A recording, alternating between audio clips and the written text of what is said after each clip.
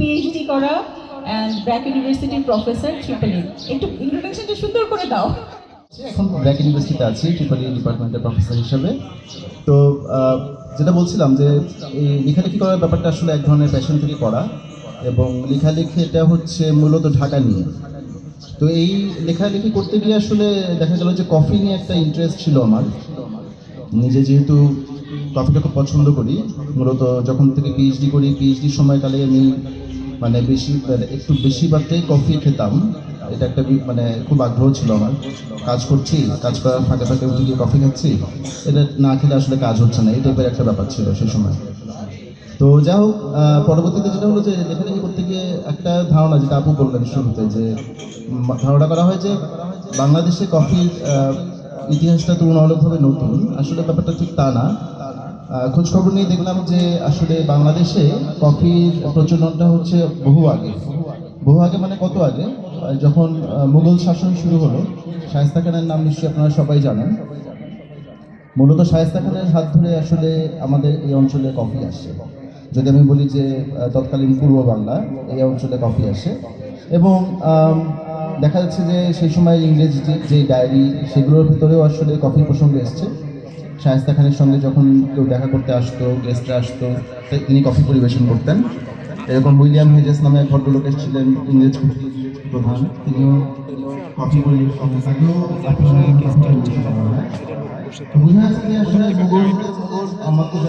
তাদের হাত ধরে বাংলাদেশে কফি এসছে।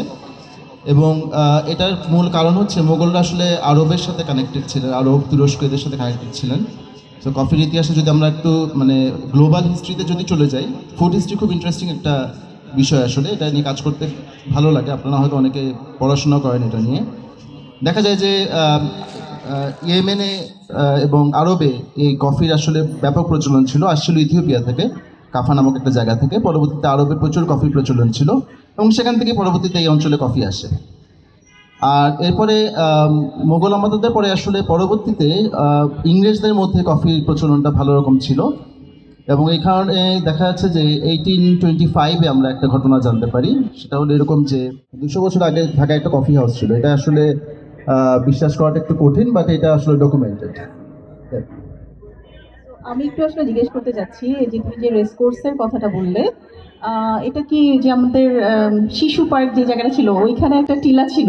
আমি ছোটবেলায় এতবার গেছি, বাট ওখানে যে একটা কফি শপ ছিল আমার কোনো আইডিয়া ছিল না। তোমার লেখাটা পড়ার পর বা তুমি মানে ফেসবুকে পোস্টার দেওয়ার পরে তখন আমি জেনেছি আর কি।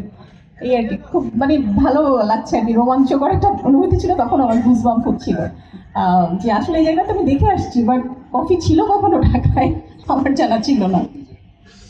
হ্যাঁ, আসলে মানে শিশু পার্কে যারা গিয়েছেন আর কি ছোটবেলায়, শিশু পার্কটা তো এখন বন্ধ, রেনোভেশনের জন্য বন্ধ। শিশু পার্কের ঠিক মাঝখানে একটা উঁচু টিলা ছিল, টিলার উপরে একটা বড় অশোক গাছ ছিল। তো ওই টিলার উপরেই আসলে ছিল সেই কফি হাউসটা। এবং সেই সময় ওখানে একটা গথিক স্ট্রাকচারে একটা বাড়ি ছিল। সেই বাড়িটার ভিতরে ইংরেজ যারা এখানে কাজ করতেন, শহরে যারা কাজ করতেন, শহরটা তো আসলে তখন এখানে ছিল না, রমনায় না, শহরটা ছিল বুড়িগঙ্গা নদীর পাড়ে। তো শহর থেকে প্রত্যেক দিনই ইংরেজরা ঘোড়া ছুটিয়ে ওখানে আসতেন। তারা উপর থেকে রেসকোর্স দেখতেন, রেসকোর্সের রেসটা দেখতেন, ঘোড়ার রেস দেখতেন, এবং উপরে বসে কফি খেতেন। আবার ছুটির দিনে দেখা যেত যে চার্চ থেকে তারা যখন বের হচ্ছেন, একসঙ্গে ফ্যামিলি নিয়ে আসছেন, ওখানে বসে কফি খাচ্ছেন। তো এই চলটা ছিল বেশ অনেক দিন পর্যন্ত। পরবর্তীতে চার্লস ডজ যখন এই শহর থেকে চলে যান, আস্তে আস্তে এই জায়গাটা আসলে দেখা যায় যে ঢাকার নবাবরা ওই জায়গাটা নিয়ে নেন। রেসকোর্সের রেসটা ছিল ঠিকই, বাট কফির প্রচলনটা সেভাবে ছিল না, কারণ ঢাকার নবাবদের মূলত আগ্রহ ছিল চা নিয়ে, তাদের কফি নিয়ে খুব আগ্রহ ছিল না। এরপরে দেখা যায় যে যদি আমরা আরও পরে আসি, পাকিস্তান পিরিয়ডে আসি, পাকিস্তান পিরিয়ডে যাওয়ার আগে আমি একটু আসি যে বাঙালিদের ভিতরে আসলে কফিটা কীভাবে আসলো। বাঙালি মূলত হচ্ছে অবস্থাপন্ন লোকজন যারা ছিল, তাদের আসলে কফি পানের একটা প্রচলন ছিল, হয়তো বা ইংরেজদেরকে দেখেই প্রচলনটা ছিল। জোড়াসাঁকোর ঠাকুর বাড়িতেও দেখা যাচ্ছে যে রবীন্দ্রনাথ প্রতিদিন বিকালবেলা হয়তো বসছেন, চা নাস্তা খাচ্ছেন, সেই নাস্তার মেনুতে দেখা যাচ্ছে কফিও থাকতো। আবার অনেক ভোজসভার মেনুতেও দেখা যাচ্ছিল কফি ছিল। আর এই অঞ্চলে যদি আমরা দেখি, একদম মানে পূর্ব পাকিস্তান, তৎকালীন পূর্ব পাকিস্তান বা পূর্ব বাংলা, এখানে অবস্থাপন্ন লোকদের ভিতরে কফির প্রচলন ছিল, অথবা শিক্ষিত, তারা হয়তো দেশের বাইরে গিয়েছেন, তারা দেশে যখন ফিরেছেন তখন এক কোটা কফি নিয়ে হয়তো দেশে ফিরছেন। যেমন ডক্টর মোহাম্মদ শহীদুল্লাহ, তিনি যখন ফ্রান্সে ছিলেন পিএইচডির জন্য, তখন ওনার একটা কফির প্রতি একটা আগ্রহ ছিল। তো এই কারণে উনি যখন দেশে ফিরে আসেন, কফি দেখা যাচ্ছে যে ওনার প্রতিদিনের পানীয়ের মধ্যে কফি যোগ হলো, চা এবং কফি দুটোই খেতেন। তবে এক ভদ্রলোক যেটা বলেছেন যে ডক্টর মোহাম্মদ শহীদুল্লাহ কফি মানে যেভাবে খেতেন তাতে কফি থেকে দুধের পরিমাণে বেশি থাকতো। তো তো এই একটা বিষয় আর কি, যে বোঝা যাচ্ছে যে আমাদের মোটামুটি শিক্ষিত জনগোষ্ঠী এবং অবস্থাপন্ন যারা ছিলেন তাদের মধ্যে কফি টনের প্রচলনটা ছিল। রেস্টুরেন্টে ছিল খুব সীমিত আকারে, যেমন আমি কিছুদিন আগে জানলাম এই বইটা আসলে বের হয়েছে 2024 সালে। তো এরপরেও আসলে মানে এই বইটাতে আমি কাজ করেছি কফি হাউস এই বিষয়টা নিয়ে, ঢাকার বেশ কিছু টপিক নিয়ে কাজ করে, তার মধ্যে কফি হাউস ছিল একটা। তো এই বইটা বের হওয়ার পরে তারপর আমি তো মানে যেটা হয় যে স্বাভাবিকভাবে কোথাও যদি কফির খোঁজ পাই আমি একটু চোখ আটকে যাই। তো এখানে দেখতে পাচ্ছি যে বুড়িগঙ্গার পাড়ে রূপমহল একটা সিনেমা হচ্ছে, সিনেমা হলের ঠিক পাশেই একটা ক্যাফে ছিল, রিভার ভিউ ক্যাফে। তখনকার নাম হিসাবে চিন্তা করলে খুবই আধুনিক একটা নাম, এবং সেখানে চপ কাটলেট সবই পাওয়া যেত, ইংরেজি স্টাইলের যে খাবারগুলো সবগুলোই পাওয়া যেত।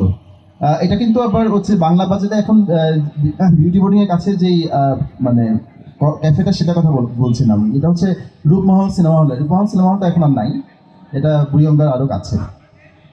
ওখানে কফি পাওয়া যেত, এবং ঢাকায় শুধুমাত্র ওই একটা দোকানে কফি পাওয়া যেত। দেশ স্বাধীনের পরে যেটা হয়েছে যে এরপরে কফির প্রচলন আরও বাড়ে স্বাভাবিকভাবেই, কারণ সেই সময় হচ্ছে যে শিক্ষিত জনগোষ্ঠীর দিনকে দিন যত বাড়ছে দেখা যাচ্ছে যে বাইরে থেকে কফির অভ্যাসটা রপ্ত করে আসছে, এবং দেশে এসে সেটা সেই মানে চর্চাটা তাদের ভিতরে থাকে বা সেই অভ্যাসটা তারা কন্টিনিউ করে। তো আমরা 80 দশকে 83-তে সম্ভবত 83 জানুয়ারি মাসে এলিফ্যান্ট রোডে কফি হাউস নামে একটা দোকান চালু হয়। এনাদুল করিম নামে এক ভদ্রলোক উনি চালু করেন। উনি ঢাকা শহরে বেশ অনেক কিছু চালু করেছেন, মানে যেমন বার্গার, তারপরে হচ্ছে চাইনিজ খাবারেরও একটা ভালো রেস্টুরেন্ট ছিল গোল্ডেন ড্রাগন, এটা হচ্ছে এয়ারপোর্ট রোডে ছিল। তো এই যে মানে ওনার এই মানে খুব আগ্রহটা ছিল যে একটা বাইরের খাবারটা দেশে চালু করার। তো কফি হাউস যেখানে চালু হয় এটা হয়তো আপনারা কেউ দেখেন না, কারণ মোটামুটি আমি এখানে দেখতে পাচ্ছি বেশিরভাগই ইয়াং জেনারেশনের ছেলে মেয়ে, তো সেই হিসেবে আমি একটু বৃদ্ধই বলবো নিজেকে। তো দেখা যাচ্ছে যে ওখানে কফি হাউসটা ছিল দোতলাতে এলিফ্যান্ট রোডে, সায়েন্স ল্যাবরেটরি যেখানে বিসিএস এর কোয়ার্টারে যাওয়ার জন্য পাশ দিয়ে একটা রাস্তা চলে গেছে। রাস্তার ঠিক পাশে একটা দোতলা না, এখন বোধহয় 3তলা বা 4তলা বিল্ডিংটা, ওখানে ইল্লিন একটা শপ হয়েছে আর কি, পাঞ্জাবির একটা দোকান। ঠিক ওই দোকানটার জায়গায় ছিল হচ্ছে একটা কফির দোকান, কফি হাউস। কলকাতার কফি হাউসের আদলে ওইটা তৈরি কফি হাউস, এবং ঢাকাতে ওখানে মাঝরাত পর্যন্ত দোকানটা খোলা থাকতো এবং কফি পাওয়া যেত। তো ওই দোকানটার আশেপাশে আসলে গড়ে উঠেছিল সব সাউন্ড রেকর্ডিং এর দোকান মানে তখন হচ্ছে বাইরে থেকে যে ইংরেজি গানগুলো আসতো বা সেগুলো লং প্লে, ক্যাসেট থেকে ক্যাসেটে রেকর্ড করা, লং প্লে থেকে ক্যাসেটে রেকর্ড করা, এই কাজগুলো করতো আশেপাশে। এখনো গেলে দেখবেন যে এখনো অল্প কিছু দোকান টিকে আছে যারা আসলে ওই মিউজিক ব্যবসার সঙ্গে রিলেটেড। তো এখানে ব্যান্ড যারা করতো সেই সময়কার যারা ব্যান্ড এলআরবি সোর্স মাইলস যারা ছিলেন তারা আসলে নিয়মিত যাতায়াত করতেন ওখানে, যে কারণে তারা ওখানে যাতায়াত করতেন, তাদের গান রেকর্ড করতেন, ইংরেজি গান তারা খুব শুনতেন, এবং তারা একই সঙ্গে কফি হাউসে কফি খেতেন। তো এই যে এইভাবে কফি হাউসটা খুব জনপ্রিয় একটা রেস্টুরেন্ট ছিল। তো ওই সময়ই মৌচাকে একটা দোকান হয় কফি পার্লার, তারপরে ক্যান্ডি ফ্লস গুলশানে ওখানে কফি চালু হয়, আর এখন তো অসংখ্য কফি শপ। মোটামুটি সর্বশেষ সংযোজন হচ্ছে গার্ডেন বিস্ট্রোতে একটা ছোট কফি শপ আছে, এটাই আর কি।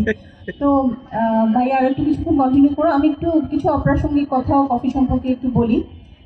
সেটা হচ্ছে যে আমাদের যেমন শহরাঞ্চল ছাড়া তেমন কোনো কফি শপ দেখা যায় না, তো আমি ইন্দোনেশিয়ায় দেখে আসছি একদম মানে পাহাড়ের উপরে যেখানে লোকজন খুব কম যায় এরকম জায়গাতেও কফি শপ আছে, এবং ওদের খুব স্পেশাল একটা কফি আছে যেটার নাম হচ্ছে লুয়াক কফি। তো প্লাস হচ্ছে আজকাল আবার শুনি কোনো কোনো জায়গায় হচ্ছে হাতিকে দিয়েও ওরকম একটা হাতির পুক থেকেও একটা কফি করা হয়, বাট এগুলো আমি কোনোটাই আসলে ট্রাই করি নাই। তো আমি আমার এখানে যেগুলো রেখেছি সবগুলোর মধ্যে আমার মোস্ট ফেভারিট হচ্ছে টফি নাট নামে একটা ফ্লেভার আছে সেটা। আমার ফার্স্ট ইচ্ছা ছিল হচ্ছে আমরা একদম হ্যান্ড ব্লেন্ডেড কফি রাখবো, বাট কেউ হ্যান্ড ব্লেন্ড করে বানাতে চায় না, ভয় পায়, অনেক সময় সাপেক্ষ ব্যাপার, এই আর কি। তো আই হোপ যে আপনারা সবাই আমার এখানে কফি কখনো না কখনো এনজয় করবেন, এই আর কি। আর আবার তার কাছে ভাইয়ের কাছে দিচ্ছি অনেক ধন্যবাদ আপনার এই মানে কি বলবো বিজি আওয়ারের মধ্যে যে আপনি আমাকে একটু সময় দিয়েছেন, মানে তুমি আমাকে যে সময় দিয়েছো সেজন্য অনেক ধন্যবাদ।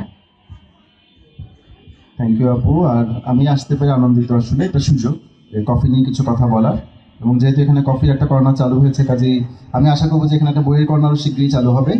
হ্যাঁ, ডেফিনেটলি আমি বইয়ের কর্নার চালু করব। আমার এখানে ছোট একটা লাইব্রেরি অলরেডি উপরে হচ্ছে, অ্যান্ড এটা হচ্ছে যারা বই পড়তে পছন্দ করেন বা নিজেরা লেখালেখি করতে পছন্দ করেন, যে কোনো কারোর জন্যই এই কর্নারটা থাকবে আর কি।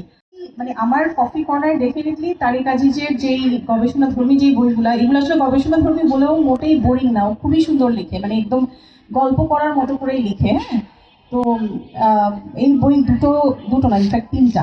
হ্যাঁ, তো এই তিনটা বই আমার এখানে থাকবে ইনশাল্লাহ। অনেক ধন্যবাদ আপু। আর আমি আমার কথা শেষ করবো আসলে এখানে, কারণ একটা হচ্ছে যে একটা হচ্ছে হিস্ট্রি, মানে ফুড হিস্ট্রি, এটা খুব ইন্টারেস্টিং একটা টপিক। যখনই কোনো একটা খাবার খাচ্ছি আমরা, এটা আসলে পেছনের অনেক কাহিনী থাকে। আমার প্লেটে খাবার আসা পর্যন্ত আসলে উৎপাদন থেকে শুরু করে ফিনিশ যে প্রোডাক্টটা, যেটা আমি আসলে আমার টেবিলে পাচ্ছি, এটার যে জার্নিটা, এই জার্নিটা আসলে আমার কাছে সবসময় খুব এক্সাইটিং মনে হয়।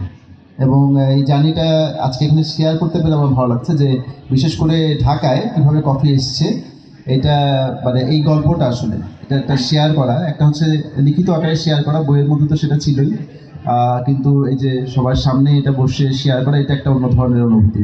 তো সবাইকে অসংখ্য ধন্যবাদ আপনাদের